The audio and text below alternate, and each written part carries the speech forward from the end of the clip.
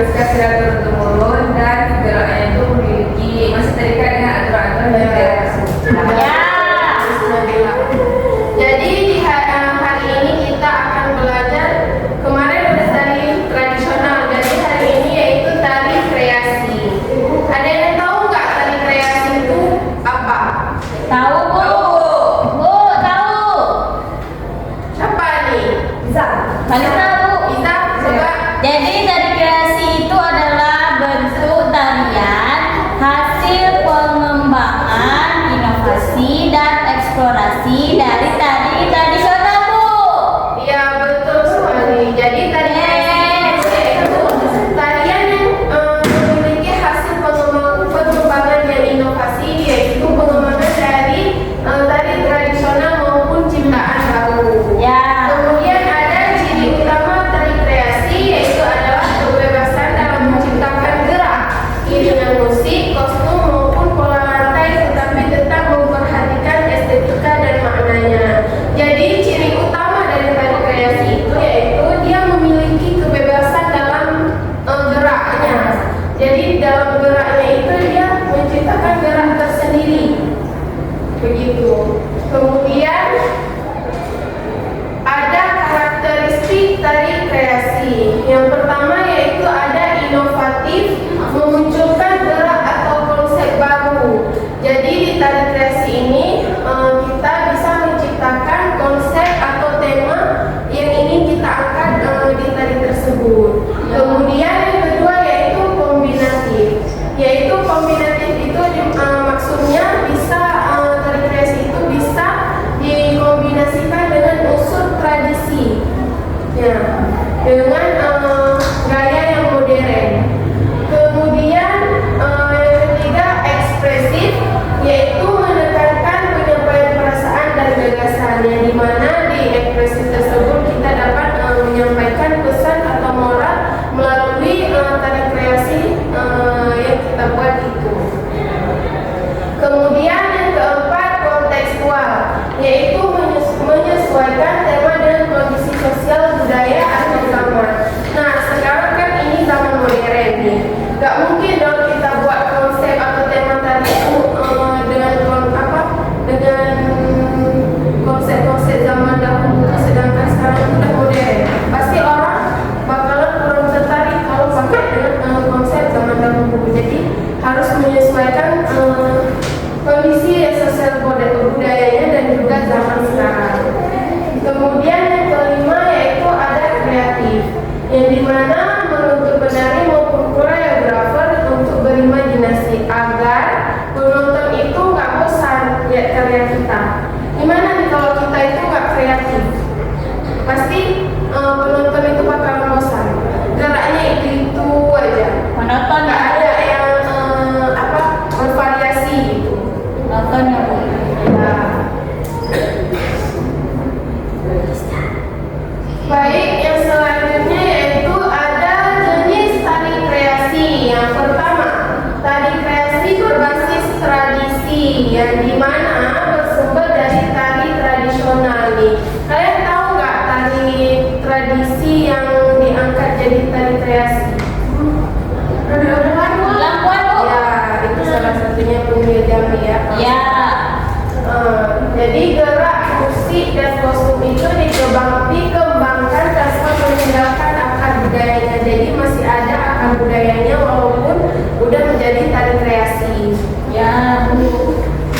Kemudian yang kedua yaitu tari kreasi baru, yaitu murni diciptakan baru seperti yang Ibu bilang tadi juga. Jadi dia menciptakan gerak-gerak baru. Habis itu tidak terikat tradisi tertentu. Kemudian yang kedua lebih bebas dalam gerak. Dia itu tari kreasi itu lebih bebas dalam gerak, iringan, kostum dan tema sesuai yang koreografer inginkan. Kemudian contohnya itu ada tari kontemporer Indonesia. Selanjutnya ada unsur-unsur tari kreasi. Yang pertama yaitu ada gerak, yang dimana gerak itu hasil eksplorasi tubuh, bisa stilisasi dari gerak tradisi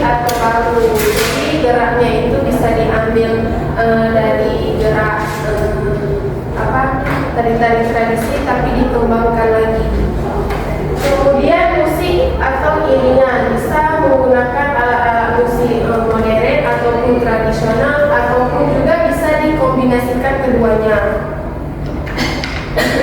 Yang ketiga yaitu ada kostum dan tata rias, yang dimana kostum dan tata rias ini dapat mendukung karakter dan juga suasana di dalam tari tersebut.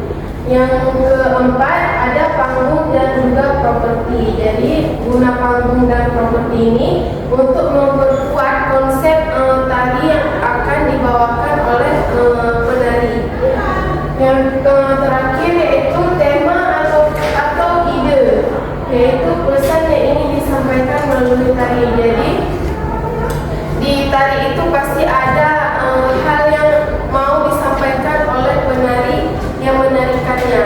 Misal ada gerak-gerak tertentu yang memiliki maknanya.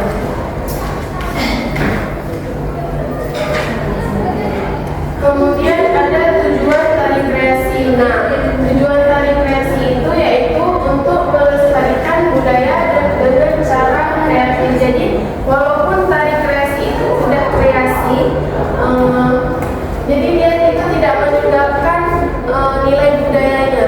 Jadi kita harus melestarikan budaya dengan cara yang kreatif.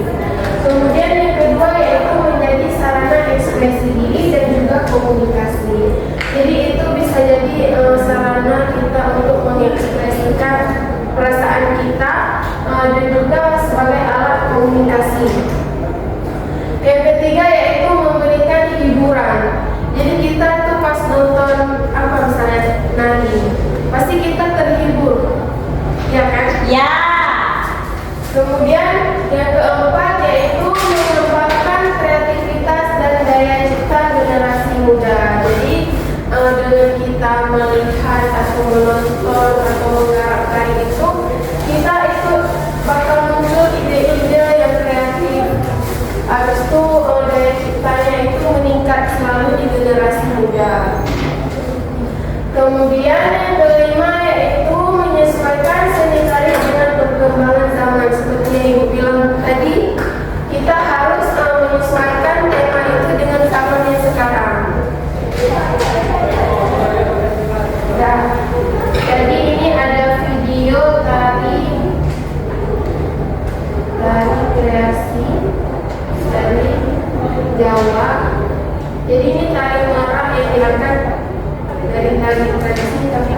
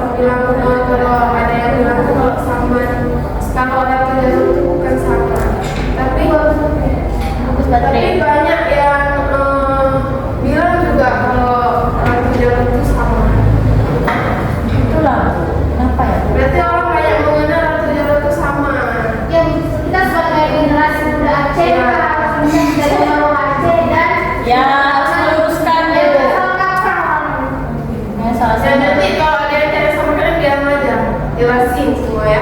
Kami boleh kakak sekarang jelasin. Kamu jelasin di media sosial. Ya udah, jadi kita udah menonton buat video tari, yaitu video tari topeng dengan tari Saman Layu. Yang kalian lihat tadi nih, apa ada perbedaan di antara keduanya? Siapa yang bisa jawab? Antara dari sama lain. Pertama bu bedanya, yang pertama begini. Ya, itu salah satu. Gerakannya beda bu, gerakannya beda. Aku mestinya yang Ibu izin menjawab kalau yang pertama tuh pakai musik, kalau iringan tuh iringan musik, dan iringan tuh kayak seni syair. Ya. seperti di unsur-unsur tadi ini kan bisa kita lihat bahwasanya geraknya tuh beda, ya kan, beda sekali kan. Kemudian musiknya beda, kostumnya, panggungnya juga beda, tema dan ide gagasannya tuh beda, pesan yang disampaikan itu berbeda. Jadi terlihat kan